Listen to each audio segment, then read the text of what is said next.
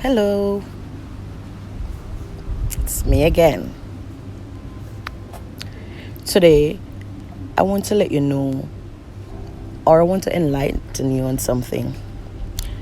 The devil knows your triggers, he knows what gets you upset, he knows what gets you into a fit, he knows what gets you to lose it, he knows all your triggers, and he stops at nothing to get you to lose your salvation, to lose your cool, to lose your composure. So, for the past 2 or 3 days or so, I've been talking about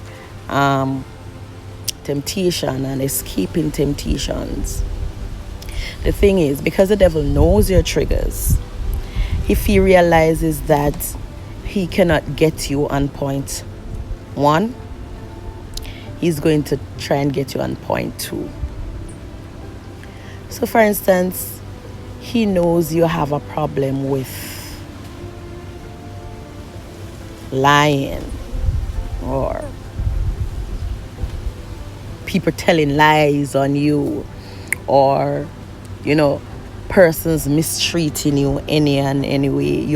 Whenever those things come up, it gets you to react a certain way.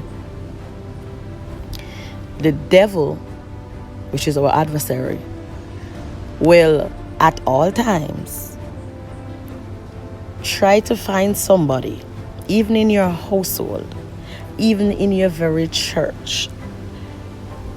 He will find somebody that will rub you the wrong way for you to react a certain way.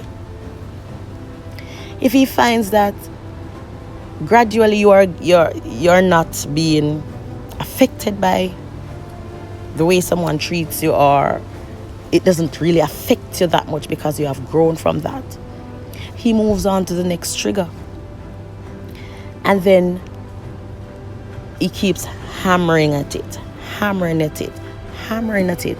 until you will finally give in. But while the devil knows your triggers and will stop at nothing to allow them to manifest so you can have an outburst, as believers, we should also know our triggers and put them under control. The Bible said he has not given us a spirit of fear, but a spirit of love and of a sound mind. And a part of the fruit of the Spirit is self-control. So, as we continue to practice self-discipline and self-control in this fasting period, for those of us who are on the fasting,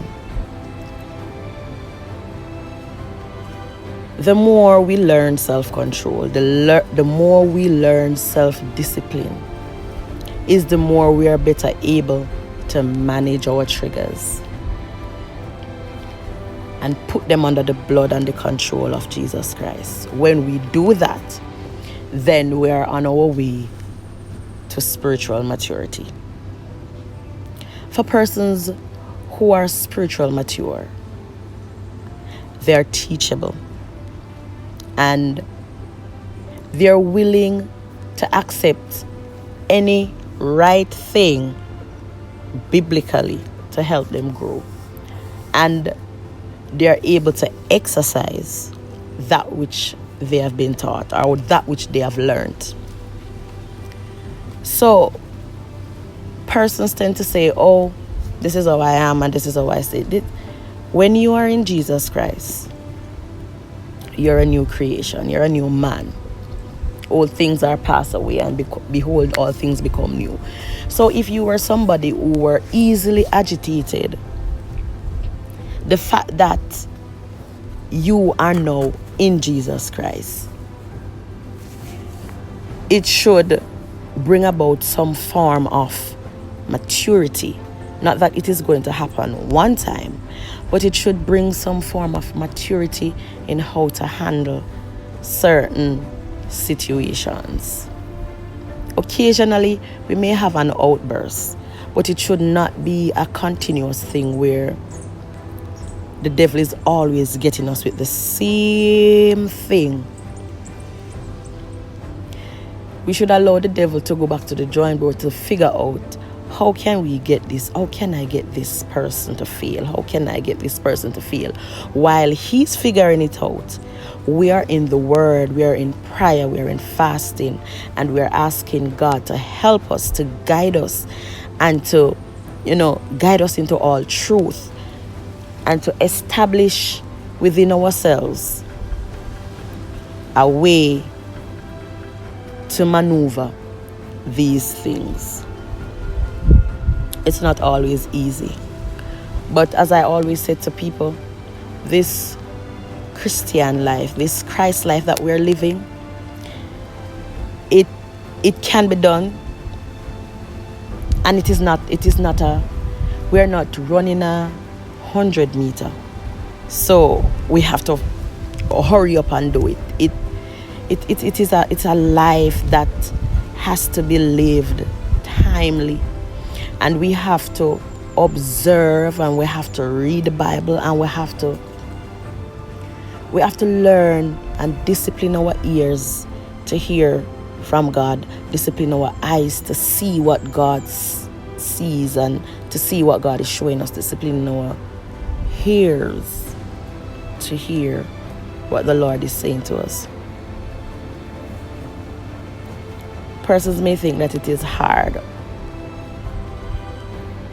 I won't knock it that you say it's hard, but it is living one day at a time.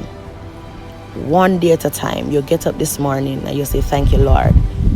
Help me to live out this day in your will and purpose, and guide my steps and my path.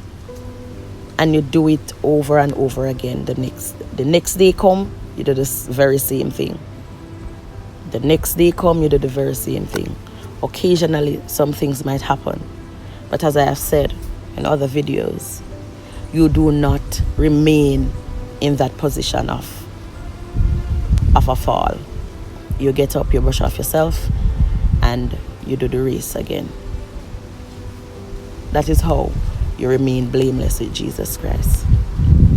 So, basically what I'm trying to say is, know your triggers, bring it to Jesus, and let him help you to control them, so the devil will not have it easy to overcome you. That's all for now for Care-Fires Courage. And I'll see you another time. God bless.